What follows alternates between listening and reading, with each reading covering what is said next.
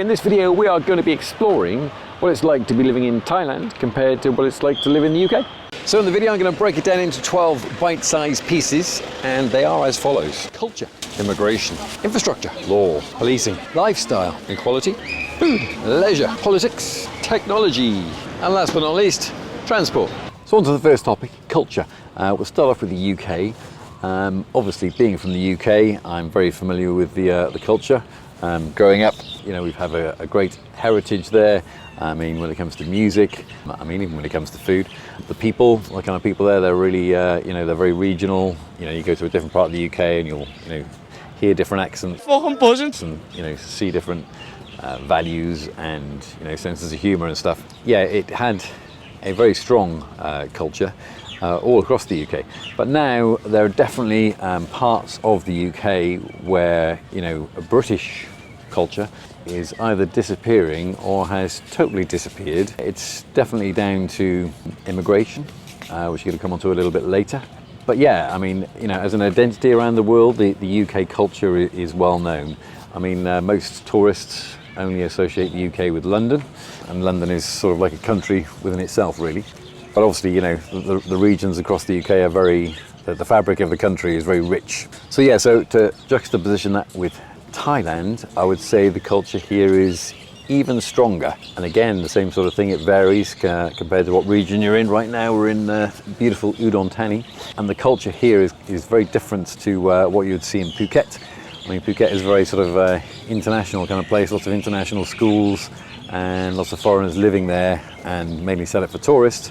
Whereas where I am here now in Udon Thani, there's very, very few tourists, and it's mainly sort of like a university town, I would say, quite cosmopolitan, a little bit like Bangkok, but more beautiful. So with Thai culture, again, food plays a huge part in it, way more than I would say UK food does in our culture, and that stretches as far as, you know, that's how they spend their leisure time a lot of the time. There's always street markets going on every night of the week, and that is a huge part of Thai culture, going out and, you know, picking up little bits of food and what have you, and eating out and dining out. It happens every night of the week, whereas mainly in the UK it'll only happen, you know, on a weekend kind of thing. Most restaurants are quite quiet in the weekdays unless you're in the centre of London. So yeah, so there's a huge difference in culture. I much prefer the culture here because of one major factor, which is the weather. In the UK we have freezing cold winters. Temperatures overnight fell as low as -11°C. And they can last, you know, 4 to 5 months, half of the year. Whereas here it's winter time, we're in January in Udon Thani, and as you can see, it's a beautiful day, probably knocking on about 22, 23 degrees. So it's cooler here than in other regions of Thailand, which I kind of like. It's a beautiful weather, and that allows people to go out and eat out and be sociable and do leisure activities all year round. Whereas in the UK, come January, February time, everyone's kind of locked up with the heating on, and whenever they do go out, it's usually with a brolly, you know, and in howling wind and rain. And you can't eat out. There's no sort of you know, cafe culture in the winter time as such in the UK. So the weather does play a huge part in how the culture is in a country, and the weather plays a very positive part in the way the culture is in Thailand, whereas it plays a pretty negative part to how the culture is in the UK. So I sort of briefly touched on it in the last point, but immigration is the next point. In the UK, it's safe to say, is absolutely screwed. Tonight, violence and vitriol on the streets of the United Kingdom, targeting migrants and mosques. So let's stop pretending that they are all refugees. And every government has successively promised that they're going to bring immigration down. I think over the past 20 years it's been a promise, and none of them have succeeded. This is illegal immigration. And that has had a huge detrimental effect on the country. This is illegal immigration. It is economic migrants. Are they people genuinely in fear of their life or their liberty because of their religion or their race?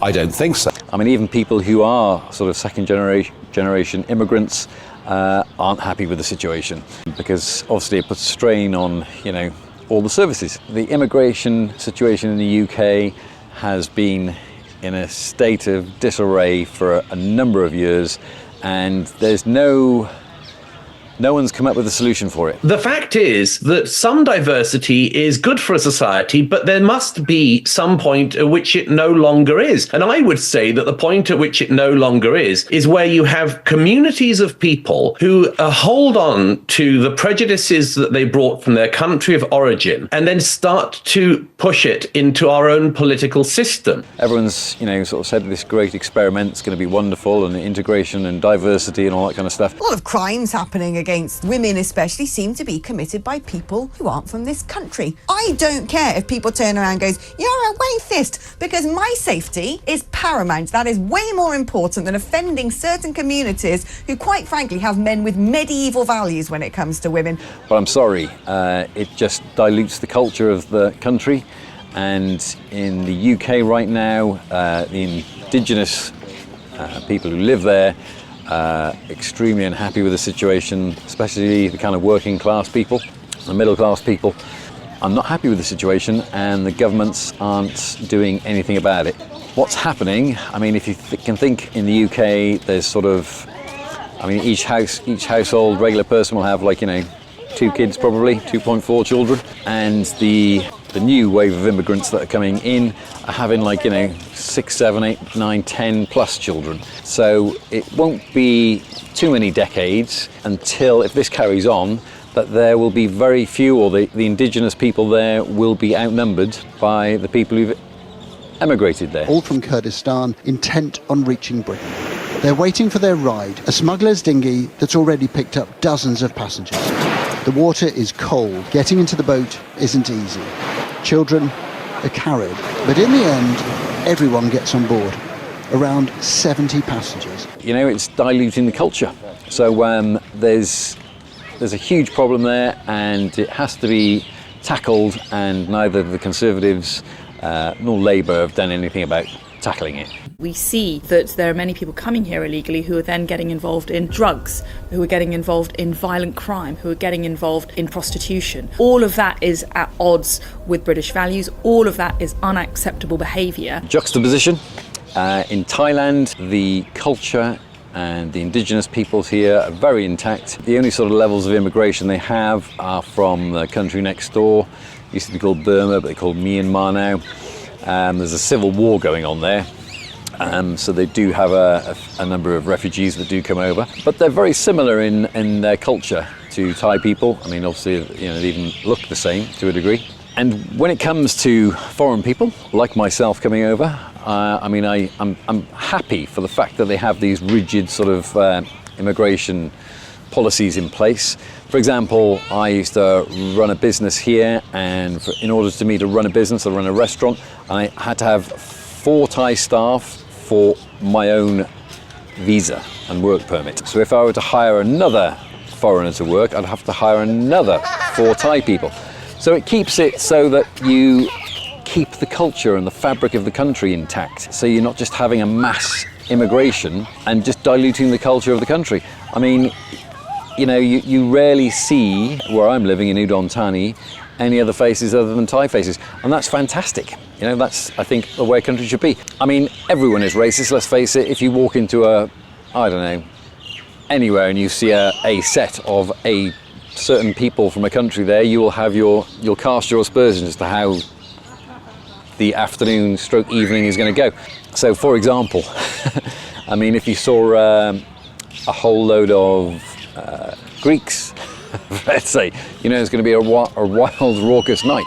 If you saw a whole load of Muslims, there's going to be no alcohol drinking, and they're going to be very conservative in their ways. So everyone has a preconceived idea, is what I'm saying, of a certain race, whether it might be positive or negative. And that, to me, says that everybody's racist, basically. In Thailand, people are sort of generally openly sort of racist, whether it be in a funny way or, they can still have humour about it, kind of thing, Whereas in the rest of the world, or certainly in Europe and America to a degree, you've got to be so careful of being called a racist. You can't say anything bad about any certain culture or anything. And again, that blew over into the UK in a huge way, where there were all the sort of the Muslim gangs doing all their thing up north in Rochdale and what have you. And that, was sort of brushed under the carpet to a degree. You know, if you were to talk about it, you'd be called a far-right nut job and a racist. Whereas no, if you want to be in our country, then you should be able to want to be integrated into the country. So, yeah, without going too much into the ins and outs of religions and what have you, I just like the way that Thailand has kept itself Thai, and their culture is totally intact here, and there isn't any fear of the culture being diluted. Certainly in my 8 years here, that's my experience anyway. So on to the next one, infrastructure. The infrastructure in the UK is in a bit of a state of disrepair. They cannot get anything built there anymore. It's just an impossible mission to try and get everything past every single group that disagrees with whatever it might be, whether it be wind farms, whether it be HS2 rail, whether it be a new building, a new complex. It's just got to the stage where nothing is able to be built there anymore, and the consultations involved to build anything cost more than the actual building of the thing a lot of the time. I mean, there's like little tunnels that want to be built under rivers and stuff, and you know, it goes into the millions of pounds to consult everybody to see, is it okay if we like build this thing here? And then 9.9 times out of 10, it's like, no, you can't, you know. So infrastructure has suffered, housing infrastructure, the roads, and bear in mind, you know, a huge road tax is paid by pretty much everybody in the UK if you've got a car, and that just goes into the big tax pool that the government uses. It doesn't specifically go into the roads, you know, any infrastructure that needs doing. I mean, there is no high-speed rail in the UK. I mean, it's just bonkers. You look across Europe, yeah, and pretty much every country is connected to high-speed rail. The price and the infrastructure around the rest of Europe is phenomenal, apart from in the UK. And then to counter that, in Thailand, and again, I can only go on where I've lived and been in Thailand, but there are huge highways going all the way across Thailand. They've got trains going across Thailand. There is a new high-speed train coming soon that's going to join up to China, which I believe obviously China are footing most of the bill for. There's constantly projects here. I mean, Bangkok has a fantastic, not only underground system, but it has a fantastic monorail system, and then you've obviously got all the tuk-tuks and the taxis. So the transport in Thailand is absolutely phenomenal. When it comes to building, there's no building regulations. I mean, I built a restaurant pretty much from scratch in Phuket, and there was zero building regulations. I think in the UK now, when they build new houses, they're only supposed to be, the windows are only supposed to be so big, so that people, when it gets hot, won't open the windows and the child falls out, or something ridiculous like that. It's amazing here to see all the infrastructure and to see all of the new infrastructure coming as well. The road layout here in the cities, you know, you've got like 3-lane highways going all the way into the centre of the city. So the infrastructure here is phenomenal in comparison to the way it's got in the UK. So law is going to be the next one. Now, I don't think there's any country on the planet where the laws will suit any individual really perfectly. So you've got to kind of choose the country that has the laws that are closest to the way you feel, and everyone's different, yeah? I've been asked to come speak to you to make you aware that your comments are visible online. I just speak to you, yes. Yeah, what's up? It's about comments which have been made on social media. I mean, I like a relaxed state. So there was a report about some police being extracted. I think people should be able to enjoy themselves and, you know, do things that make them happy. Health experts have called for junk food to come with cigarette-style health warnings in an effort to stem the UK's obesity crisis. And the UK has turned into the worst nanny state ever. If you're born before 2008, you can carry on smoking, but if you're born after 2008, you're not allowed to smoke. I mean, I remember when I was in my youth in the 90s, and we used to go to raves and all that, and we'd be doing no harm. We'd go to some forest somewhere or a disused warehouse, whatever, and the police would turn up all heavy-handed and make arrests and what have you. And, you know, no one was doing any harm. We were just partying, being kids, having a good time. No one was fighting. It was mainly fueled by ecstasy. So there was no trouble, everyone was loved up. But yeah, the police and the government of the time, you know, made legislation so that it was illegal for more than 5 people to be in the same place, blah, blah, blah, blah, blah. Again, just, you know, spoiling people's fun kind of thing. Don't go planning any drinking games, alcohol luges, or keg stands at the University of Florida. Administrators have banned all that stuff. The laws and the nanny state has just got worse over time. The biggest lie in politics in this field is when people say safety is the absolute priority. You know, it's all worth it if we save one life. Now that is plainly a lie. You now have infringement on your privacy. There's like facial recognition cameras. At the moment, this is how it works. They bring out a van.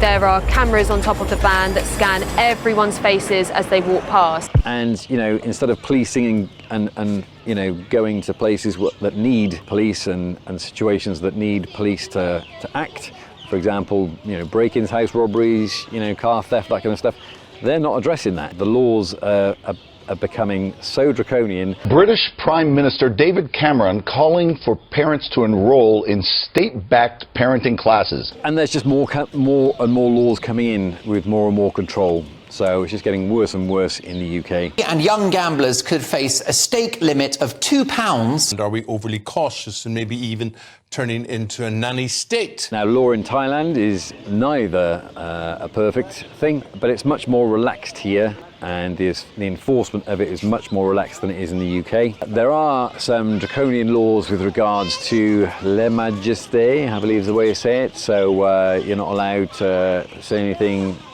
derogatory towards the monarchy here, and if you do so, you can be locked up for quite a serious amount of time. It's about 5 years. You know, the laws aren't perfect here, but they're way, way better and way more friendlier, I would say, than they are in the UK. The punishment for breaking laws is also way better here than it is in the UK. It's like the punishment fits the crime more here. As a little anecdote, when we were building the restaurant, we didn't have any plumbing. So whenever we needed the toilet, we had to go to the service station down the road, which was about 2-3 miles away. And I was hammering away one morning, and the girlfriend came to me like, I need to go to the toilet, I need to go to the toilet. So I was like, right, okay. So we jumped on the bike, and I had to hot foot it a little bit because clearly you didn't want an accident when she was on the bike. And I was shooting down, I think the limit was 50, I think. And I, you know, admittedly I was going a little fast, I was going about 75, so almost double that.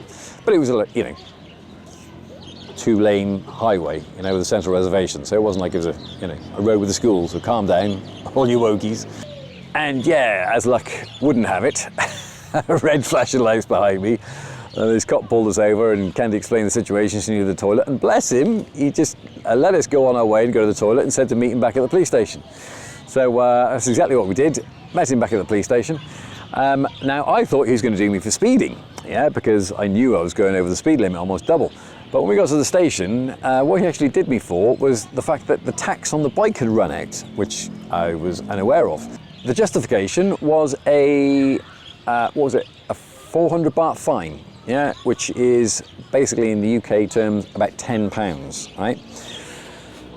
Gave him that money, gave me the change, and I was on my way. Now, had that happened in the UK, it would have been, rather than an inconvenience and a little bit of change out of my pocket, it would have been a life-changing episode, yeah? Because for one, I would have, at bare minimum, had 6 points on my license. Possibly, if I was going double, the license would have been removed. So I would have no license for another 12 months, which would mean huge hassle for a job that I had, you know, and all the repercussions of that. I'd have had to have gone to court. I would have probably been fined for the no tax, so that would have probably been £200-300 fine for that. I'd have been fined for the speeding, so probably going that speed, like I said, almost 2 times the speed limit. I'd have probably had about a £300 or £400 fine for that.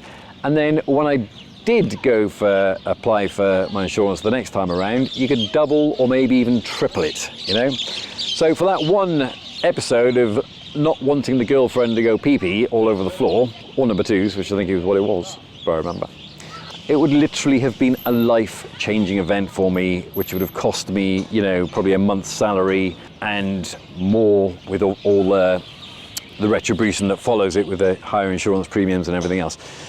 So, and it doesn't fit the crime, do you know what I mean? Just like speeding one time, you know, because it's a bit of an emergency, should not warrant having a life-changing experience. So the law and the way it's enforced in Thailand is way, way fairer than anything is in the UK.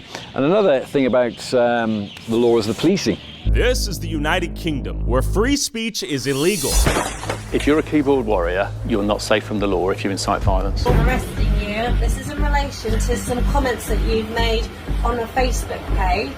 We do have dedicated police officers who are scouring social media. Their job is to look for this material. He's making comments on an open forum, which is social media, which is deemed to be offensive. Why is it that people are being arrested for comments that they make on Facebook or videos that they stream to YouTube?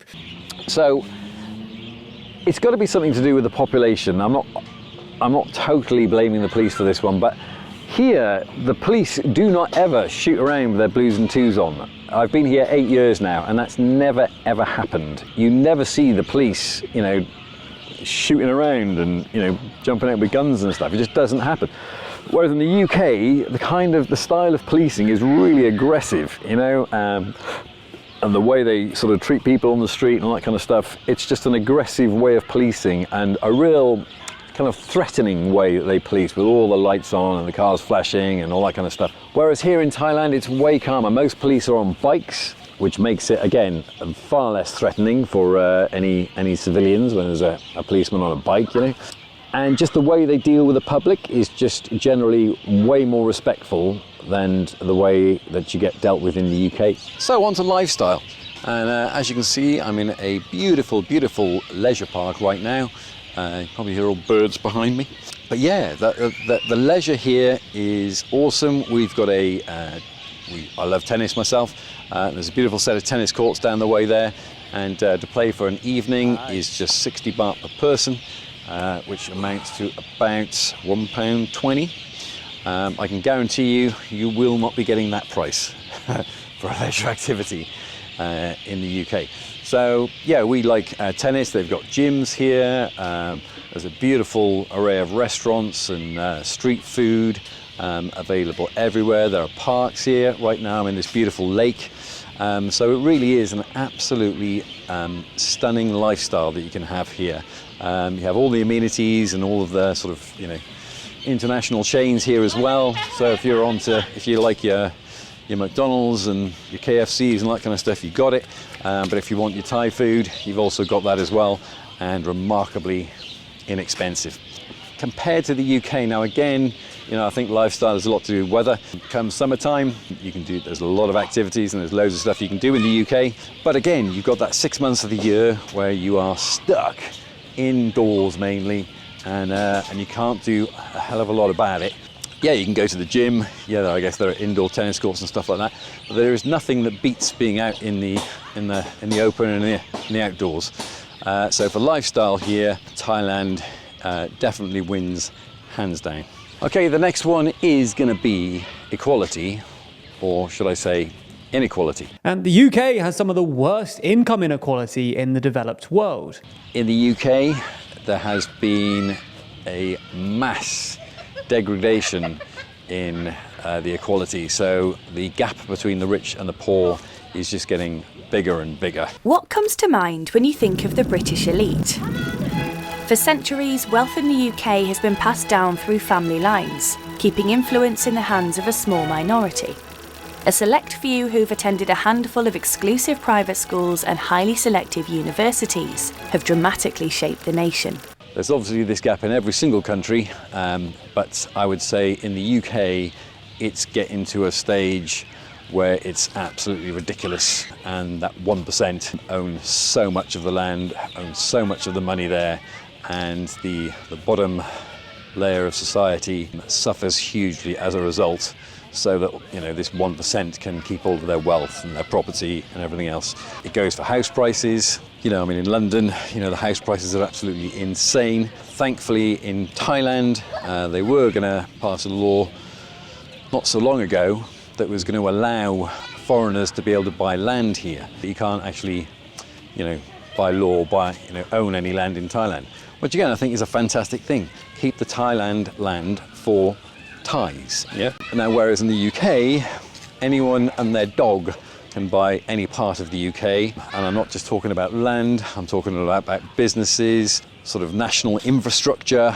It's all been sold off. Yeah, there is pretty much nothing left. The football teams, you know, pretty much every part of Britain that's worth anything has been sold off, and it's usually owned by Russians or somebody from the Middle East or Americans. Yeah, and there's very little left that is actually owned by British people.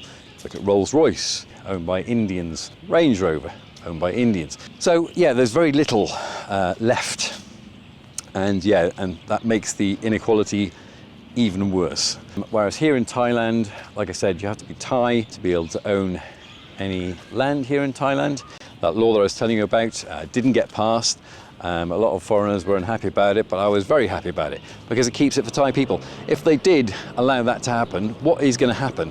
All of the rich Chinese, Russians, Indians are all going to come over here and buy up all the land, and then what's going to happen to the indigenous Thai people is the house prices and the land prices are just going to skyrocket, yeah?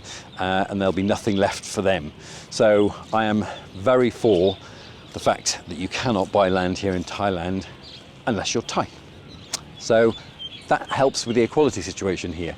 Yes, there is a sort of a class system here, and sort of there's Bangkok people and there's the rural Thailand. But in general, there is a sort of a peace and a harmony. I think the youth of today are sort of getting more up in arms, and they don't want things to be draconian like they used to be in the past. And you do get sort of demonstrations and things here. But I mean, you get demonstrations anywhere in the world. Well, any democracies anyway. So yeah, so there is mild amounts of discontent. Every now and again things flare up. But I think it's really against the system and possibly the government and the way they're governing, which is usually elites, again, which is usually the way it is in most countries. So the equality here and the just general way of life and the happiness of the people is way better than in the UK. Okay, food. Wow, the food here is phenomenal.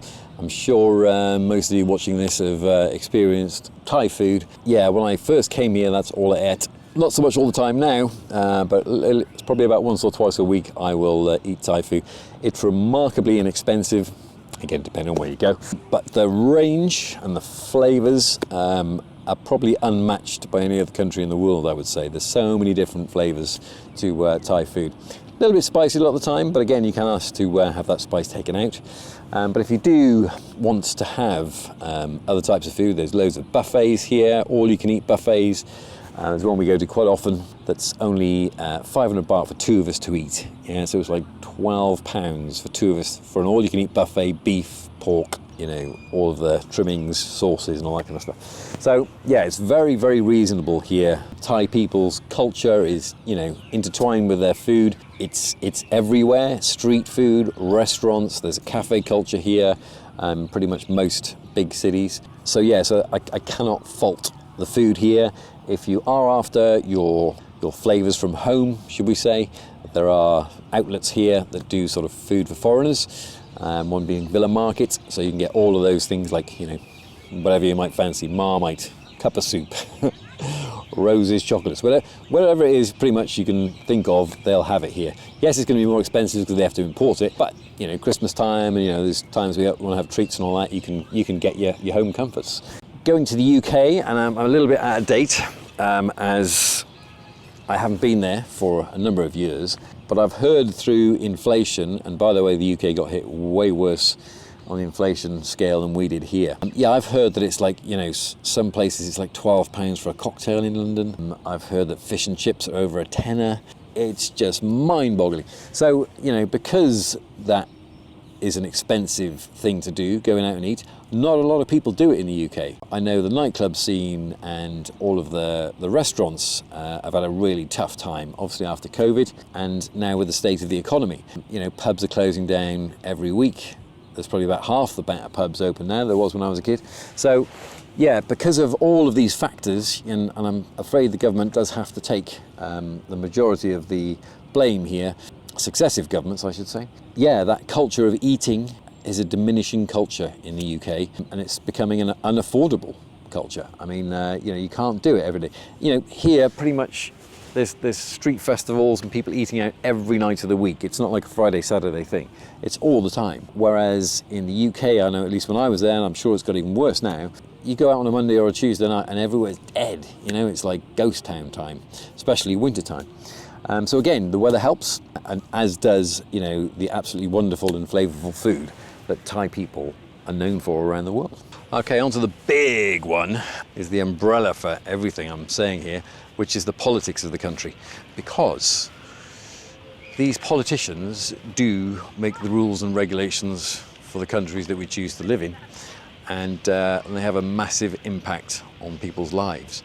So politics in the UK has been, to put it best, a shit show. On at least one occasion, you were blatantly viewing pornography on your mobile phone in the chamber of the House of Commons. Yeah, funnily enough, it was tractors I was looking at. Chris Pincher, Deputy Chief Whip, resigned from government last night in disgrace. I mean, since the Brexit thing happened, that's when it's all turned into a laughing stock around the world. I would say countries actually laugh at us now. Did she actually? I remember when I was a kid. Now, bear in mind, I'm knocking on a bit. I'm a Gen X. See, yeah. So I remember when I first started travelling, and it was like early 90s, I think. And John Major was our Prime Minister, and I was embarrassed. It was like, oh, you know, when you go around the world, saying from the UK, because I don't know if you remember or know, but John Major used to be a little bit like a sort of grey Kermit the Frog.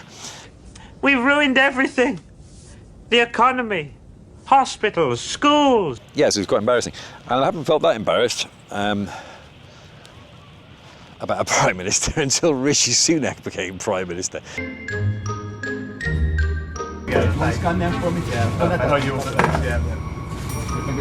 Wow, you're even shorter in real life.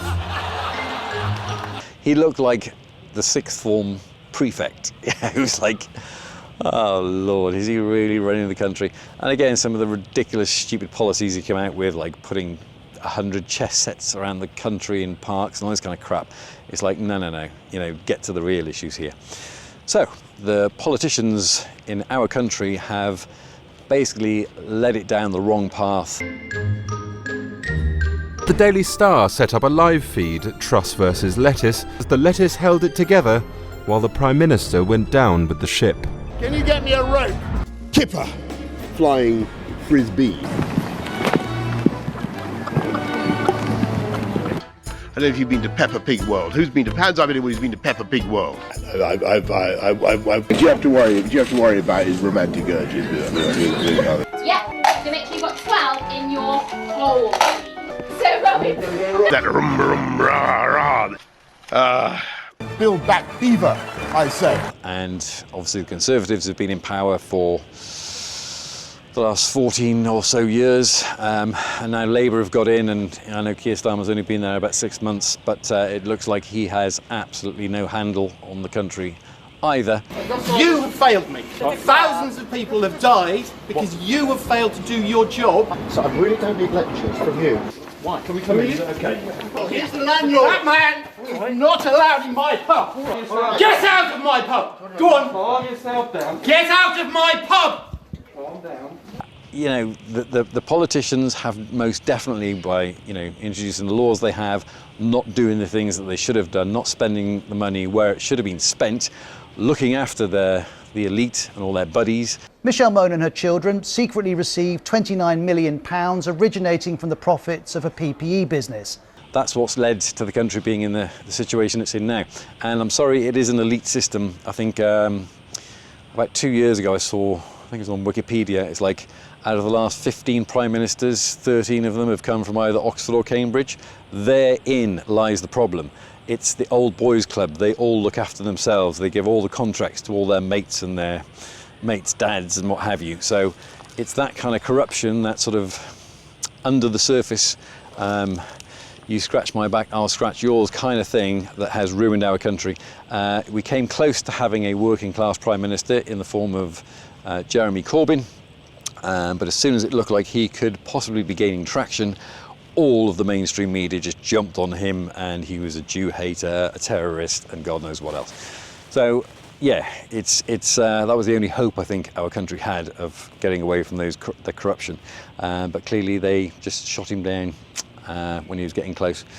In juxtaposition to that, Thailand doesn't have a perfect system of governance either.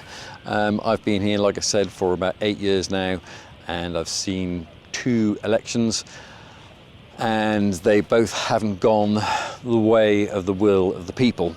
In the last election, there was a party led by a guy called Peter, named after myself, who was a lovely young chap, Tony Blair-esque in 1997, and he planned on reforming everything from the monarchy to the way the country was run to the way well, I mean, let's lay it out as it is. I mean, it's a very conservative country, as in, you know, there's a lot of Buddhism and what have you, and people are just generally quite conservative in Thailand. But if you ask the man in the street on any other country in the world, they would say to you, oh, you know, all the lady bars and all the nightlife, and that's what, you know, Thailand impression is on people. So he was going to reform all of that and just generally bring Thailand up to date with the rest of the world.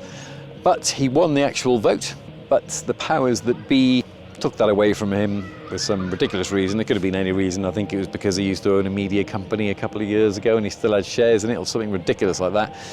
So not only did they take away the presidency from him, but they also, after the election, dissolved his party, and nobody from that party is allowed to take a seat in government or run for office for another 10 years. So basically the status quo does not want to be prodded or moved out of power. So here there's like a sort of a 3 power-based system. You have the monarchy, you have the politicians and the judiciary, and you have the military. And there have been many a military coup here over the years. I think there's been about 15 in this last 100 years or so. I mean, there's a lot. One happened in 2012, I think, was the last one. So yes, it doesn't have a perfect system here, but, you know, they are in charge of all the laws and all that, and the kind of laws that get passed usually are pretty decent here, and they do things to, you know, better the country and make it better for the people. And I think more so for the people than in the UK, whereas they just want to make it better for themselves, kind of thing. And it's a bit like, screw the people, let's keep all the elites happy.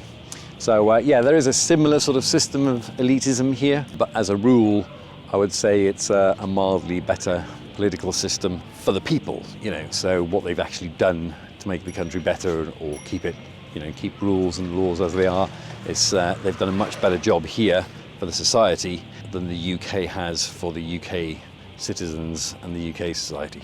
So I'd say the next thing is technology, and I guess part of technology would be sort of payment systems and just generally how it's integrated and how they accept it into society over here in Thailand.